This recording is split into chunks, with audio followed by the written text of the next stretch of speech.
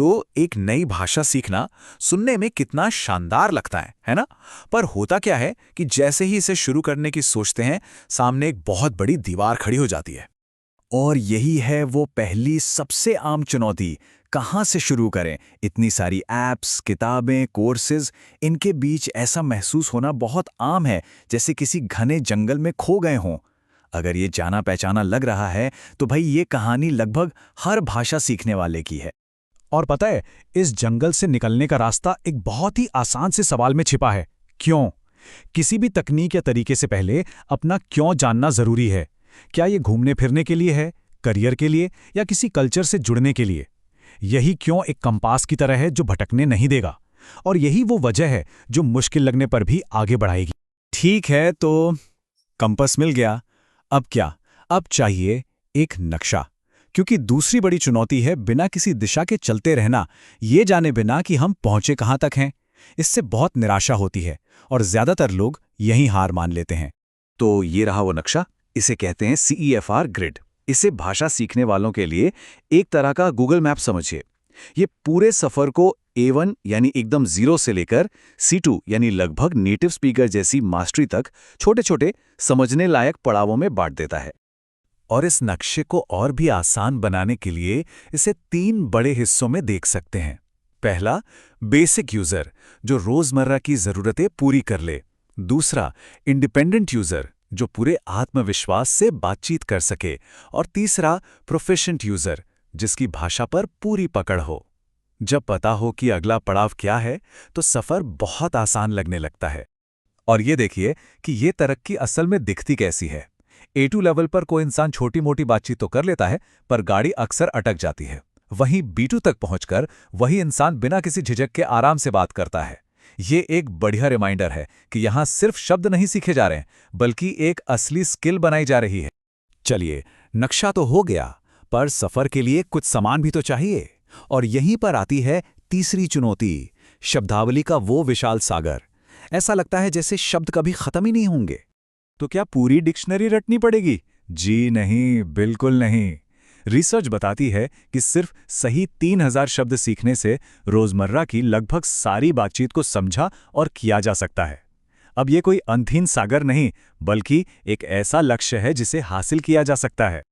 और सबसे अच्छी बात क्या है कि अंदाजा लगाने की कोई जरूरत नहीं है। ऑक्सफोर्ड 3000 जैसी लिस्ट्स हमें सीधे वही शब्द देती हैं जो सबसे ज्यादा काम के हैं। ये मेहनत नहीं, बल्कि स्मार्ट तरीका है। ये हमें बताता है कि अपनी एनर्जी कहाँ लगानी है। तो हमारे पास नक्शा भी है और सही सामान भी। लेकिन एक और बहुत आम चुनौती है कि शब्द याद तो हैं, पर बोलते वक्त जुबान पर नहीं आते, है ना? ये पैसिव नॉलेज और एक्टिव स्किल के बीच का फासला है। और इस फासले को भरने के लिए हमें एक इंजन की जरूरत है। और वो इंजन है एक्सटेंसिव रीडिंग। इसका सीधा सा मतलब है बहुत सारी आसान और मजेदार चीजें पढ़ना सिर्फ मजे के लिए। ये कोई टेस्ट नहीं है। ये तो भाषा में डूब जाने का एक तरीका है, बिल्कुल वैसे ही जैसे बच्चे अपनी पहली भाषा सीखते हैं। और ये इतना असरदार क्यों है? क्योंकि जब हम मजे के लिए पढ़ते हैं तो हमारा दिमाग सीखने को बोझ नहीं समझता। हम अनजाने में ही नए शब्द सीखते हैं, वाक्यों की बनावट को समझते हैं और भाषा के साथ धीरे धीरे सहज हो जाते हैं। ये सीखने की पूरी प्रक्रिया को एक आदत बना देता है, कोई मजबूरी नहीं। और इसके पीछे का विज्ञान भी काफी दिलचस्प है।